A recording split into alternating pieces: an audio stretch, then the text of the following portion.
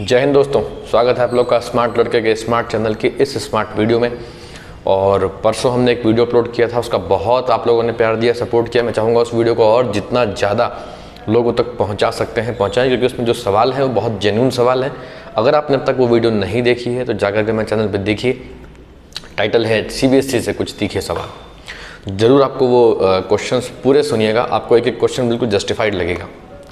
अब यहाँ पर आज की वीडियो में मैं दो सवाल आप लोग के दो सवाल लेकर के आया हूँ, जिनके बारे में मैं आज थोड़ा डिटेल से बात करूँगा आपके साथ। और आपको अगर ये वीडियो पसंद आता है तो इसको बहुत सारे लोगों के साथ शेयर कीजिए, ताकि उनकी भी डाउट्स क्लियर हो सकें और आपके भी डाउट्स मैं क्लियर करने की कोशिश करूँगा। सवाल नंबर 1, क्लास 10th के बच्चे लगातार कमेंट कर रहे हैं वीडियोज़ पे कि सर री एग्ज़ाम कितने सब्जेक्ट में दे सकते हैं। उनका ये सवाल बिल्कुल जायज़ है, डाउट भी जायज़ है। देखिए, जो री एग्ज़ाम का जो नोटिफिकेशन आया था वो क्लास 12th के रिजल्ट के बाद आया था और क्लास 10th के रिजल्ट के पहले आ गया था। तो अब क्लास 10th के बच्चों को ये लग रहा है कि वो जो नोटिफिकेशन आ रखा है वो 12th के लिए। देखिए, हमें भी ऐसा लग रहा था, लेकिन उसमें कहीं कहीं पर क्लास 10th का जिक्र भी किया गया है कि क्लास 10th के जो बच्चे अनसेटिस्फाइड है वो भी री एग्ज़ाम दे सकते हैं। Point number 1, I think point number 1 है, उसमें जाके देखिएगा आप, तो उसमें क्लास 10th के लिए भी ये मेंशन शायद किया गया है। अब बात ये आती है कि कितने सब्जेक्ट में री एग्ज़ाम दे सकते हैं। तो देखिए, री एग्ज़ाम आप जिस सब्जेक्ट में अनसेटिस्फाइड हैं, अब हो सकता है कि आप एक सब्जेक्ट में हो सकता है 2 में हो सकता है 3 में हो, या आपको लगता है कि मेरे सभी सब्जेक्ट्स के मार्क्स से मैं अनसेटिस्फाइड, तो आप सभी सब्जेक्ट्स का री एग्ज़ाम दे सकते हैं। इसका प्रोसेस क्या है? इसका प्रोसेस ये है कि आपको या तो CBSE की तरफ से एक, वैसे तो CBSE ने यही कहा है कि वो एक लिंक जनरेट करेंगे जहाँ पर जाकर के आपको री एग्ज़ाम के लिए अप्लाई करना है। दूसरा प्रोसेस ये भी हो सकता है कि आपको अपने स्कूल से कॉन्टेक्ट करना होगा, वहाँ आपको बताना होगा कि मुझे इन सब्जेक्ट्स में री एग्ज़ाम देना है। अब सवाल ये उठता है कि री एग्ज़ाम के लिए इतना शॉर्ट नोटिस है। अब देखिए, अभी आज हो गई 5 तारीख, जिस दिन मैं ये वीडियो बना रहा हूँ। 16 से री एग्ज़ाम की डेट दे दी गई है कि 16 अगस्त से 15 सितंबर के बीच में आप री एग्ज़ाम कराएंगे। बचते हैं आपके पास लगभग 10 दिन। अब इन 10 दिनों में आप, मुझे नहीं लगता कि 5 या 6 सब्जेक्ट की प्रिपरेशन कर पाएंगे। तो आप सबसे पहले ये तय कीजिए कि आपको सबसे ज़्यादा डाउट किस में है, जिसमें आपको लगे कि इसमें मार्क्स वाकई बहुत कम है और कॉन्फिडेंस भी हो आप कि भाई मुझे इसमें एग्ज़ाम देके अच्छा ही करूँगा। उसी का एग्ज़ाम दीजिएगा, उसका रीज़न जान लीजिए क्यों। क्योंकि CBSE के जो नोटिफिकेशन आया एग्ज़ाम का, उसके पहले पॉइंट में क्लियरली मेंशन्ड है कि जो भी री एग्ज़ाम के मार्क्स होंगे, अब चाहे वो घट जाएं आपके, चाहे वो बढ़ जाएं, वो ही फाइनल मार्क्स होंगे। और इसी चीज़ को लेकर के हम लगातार विरोध कर रहे हैं कि जैसे कंपार्टमेंट वाले बच्चों को एक चांस मिल रहा है कि उनके मार्क्स जो भी अच्छे होंगे वही उनके फाइनल मार्क्स माने जाएंगे, ऐसा ही एक चांस री एग्ज़ाम वाले बच्चों को देना चाहिए। इसी चीज़ पर हम लगातार justice for class 12th board students और justice for class 10th board students का ट्वीट जो है वो रन कराने की कोशिश कर रहे हैं। आप लोग का सपोर्ट मिलेगा तो डेफिनेटली वो रन करेगा।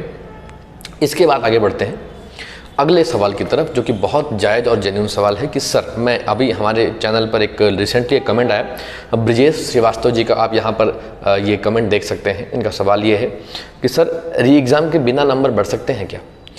तो ब्रजेश जी, आपके इस सवाल का जवाब आज मैं इस वीडियो में देने की कोशिश करूंगा। ब्रजेश जी, बिल्कुल बढ़ सकते हैं, री एग्ज़ाम दिए बिना भी मार्क्स बढ़ सकते हैं। लेकिन ऐसा बहुत सारे यूट्यूबर्स कह तो रहे हैं, हकीकत में बताता हूं आपको कि बिना री एग्ज़ाम दिए भी मार्क्स कैसे इम्प्रूव किए जा सकते हैं। ठीक है, देखिए, इसके लिए एक CBSE ने एक सर्कुलर जारी किया। उसने कहा कि हम डिस्प्यूट कमेटी बनाएंगे। अब डिस्प्यूट का मतलब क्या होता है? डिस्प्यूट का मतलब होता है विवाद। तो डिस्प्यूट सेटलमेंट का एक प्रोसेस हम रन कराएंगे, जिसमें हम एक कमेटी बनाएंगे जिसमें 8 से 9 लोग हो सकते हैं। इसमें कुछ लोग CBSE के होंगे, आपके स्कूल के प्रिंसिपल होंगे, और हो सकता है आपके सब्जेक्ट टीचर भी इंक्लूड किए जाए। मान लीजिए आपने हिंदी में डिस्प्यूट सेटलमेंट का आपने अप्लाई किया, तो जो सब्जेक्ट टीचर हैं हिंदी के, वो भी उसमें ऐड होंगे। इसका फाइनल अभी प्रोसेस नहीं आया है कि क्या होगा डिस्प्यूट सेटलमेंट में, कमेटी में कौन कौन लोग होंगे, लेकिन मुझे लगता है कि ये लोग इसमें इंक्लूड जरूर किए जाएंगे। अब डिस्प्यूट सेटलमेंट में देखिए क्या होता है कि जो कि हिंदी में कहूँ तो विवाद का निपटारा होना है। देखिए, विवाद जब 2 लोगों के बीच में होता है तो आप कोर्ट जाते हैं। कुछ ऐसा ही प्रोसेस समझिए इस चीज़ को। जब आप कोर्ट में जाते हैं तो आप सबूतों के आधार पर ये दावा करते हैं कि मेरे साथ गलत हुआ है। कोर्ट फिर अपने आप ये तय करती है, स्वयं के विवेक से तय करती है कि जी, इनके सबूतों के आधार पर कि इनका दावा सही है या नहीं।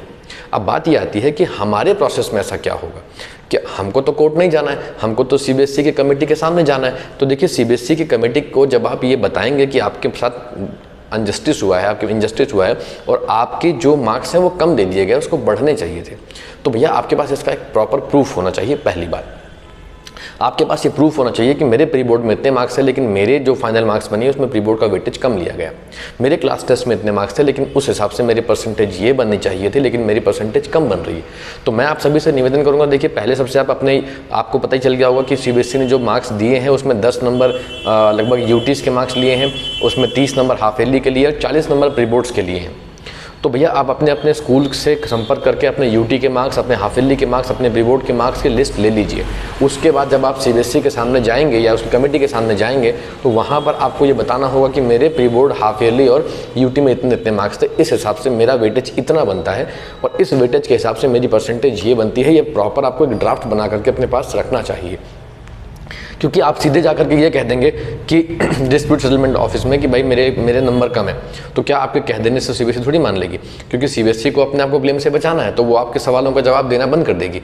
अगर आप प्रॉपर प्रूफ के साथ चले जाएंगे कि ये डिस्प्यूट कमेटी के सामने कि भाई मेरे ये चीज़ें इसमें गलत हो रही हैं, मेरे साथ ये गलत हुआ है, इसको प्लीज़ ठीक कीजिए, तो ये आपको विद प्रूफ करना होगा। तो मैं चाहता हूँ कि आप लोग क्या करें, अपना एक प्रॉपर जो डेटा तैयार कर लें, यूटीज़ में क्या मार्क्स थे, प्री बोर्ड्स में क्या मार्क्स थे, हाफ ईयरलीज़ के मार्क्स क्या थे, उसके हिसाब से मार्कशीट क्या बननी चाहिए थी, आपको सारा पता है। जो आपके क्लास 10th के मार्क्स हैं, मैंने अपने चैनल पे एक वीडियो अपलोड की है, आप जाके देख सकते हैं।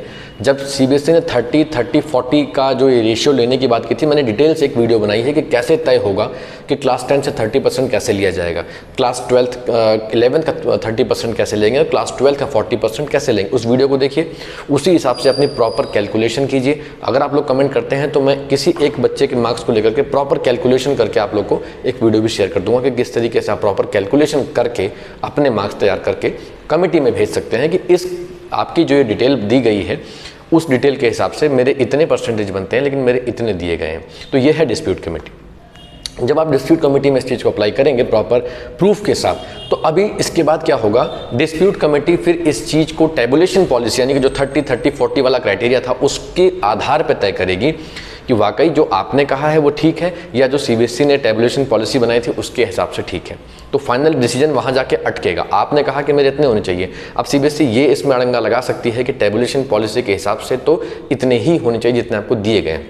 एक सवाल और CBSE दाग सकती है कि हमने पास्ट स्कूल परफॉर्मेंस देखी है। तो भैया मैं यही तो बार बार कह रहा हूँ कि पास्ट स्कूल परफॉर्मेंस से बच्चे के फ्यूचर का क्या संबंध है, क्यों देखा जा रहा है इस चीज़ को? नहीं देखा जाना चाहिए। आपने क्लियर कह दिया था कि हम क्लास 10 का 30% लेंगे, क्लास 12 का हम 40% लेंगे, क्लास 11 का भी हम 30% लेंगे। तो आपको बस 30-30-40 के हिसाब से मार्कशीट बना के दे देना था बच्चे को। ये जो डिस्प्यूट वाला मामला है ये होता ही ना। अब सवाल ये है कि डिस्प्यूट सेटलमेंट आप कर भी दोगे तो ये जो समय जो खराब हो रहा है बच्चे का, क्योंकि ये जो 11th क्लास की ड्यूरेशन चल रही है, बच्चा 11th क्लास में जब इंगेज हो गया था, अब उसको वापस ये सब करना पड़ेगा, तो ये बच्चे का टोटल समय खराब है। तो दोस्तों डिस्प्यूट सेटलमेंट में सारे यूट्यूबर्स कह रहे हैं कि नंबर बढ़ जाएंगे, लेकिन मुझे नहीं लगता कि बढ़ ही जाएंगे। अगर आप साबित कर पाए कि हाँ मेरे मार्क्स ज़्यादा होने चाहिए थे, कम है, तब तो बढ़ेंगे। अगर आप नहीं साबित कर पाए तो हो सकता है जितने आपके मार्क्स हैं उतने ही रह जाएं। तो डिस्प्यूट सेटलमेंट के लिए खुद को कमर कस लीजिए, अपनी प्रिपरेशन कर लीजिए, अपना डेटा निकालिए, यूटीज़ के मार्क्स, हाफ ईयरली के मार्क्स, प्री बोर्ड के मार्क्स आप ढूंढ के रखिए। नहीं है तो स्कूल से डिमांड कीजिए, मांगिए, अपने पास रखिए। जिस दिन आप डिस्प्यूट कमेटी के सामने जाएंगे अपनी ये सारी बातें रखें और जम करके रखें भैया, अपना पूरा हौसला बना के रखें। आई होप कि डिस्प्यूट कमेटी जब बन रही है तो ये बिल्कुल फेयर डिसीजन लेगी और इसमें आपको मार्क्स इंप्रूव करने का मौका मिलेगा ही मिलेगा। लेकिन मुझे नहीं लग रहा है कि डिस्प्यूट कमेटी री एग्ज़ाम से पहले बैठेगी, क्योंकि इतने शॉर्ट नोटिस में अभी तो री एग्ज़ाम की डेट शीट डिक्लेयर करनी है। अभी तो CBSE को जो RL वाले बच्चे हैं जिनका रिजल्ट शायद आज आ सकता है, आज 5 तारीख है, आज रिजल्ट आ सकता है, CBSE ने लिंक जनरेट कर दिया है। लेकिन मैं कुछ बच्चों को यहाँ पर जब देख रहा था तो उसमें जब मैं रोल नंबर और स्कूल कोड एंटर कर रहा हूँ तो उसमें वो ये बता रहा है कि this roll number is incorrect, please enter a valid roll number. But हो सकता है देर शाम तक RL वालों का रिजल्ट डिक्लेयर हो जाए।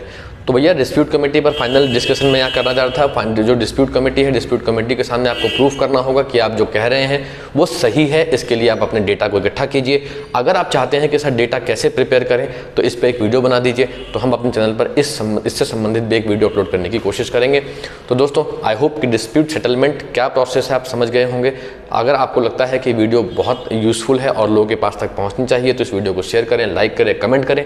और अगर आप चैनल पर पहली बार विजिट कर रहे हैं तो सब्सक्राइब जरूर कर लीजिएगा ताकि हमारे सारे इंपॉर्टेंट इन्फॉर्मेशन की वीडियोस सबसे पहले आप तक पहुंचे और आपकी टेंशन थोड़ी कम हो जाए। तो मिलते हैं किसी नई वीडियो में किसी नई इन्फॉर्मेशन के साथ, तब तक घर पे रहिए, पढ़ते रहिए। जय हिंद।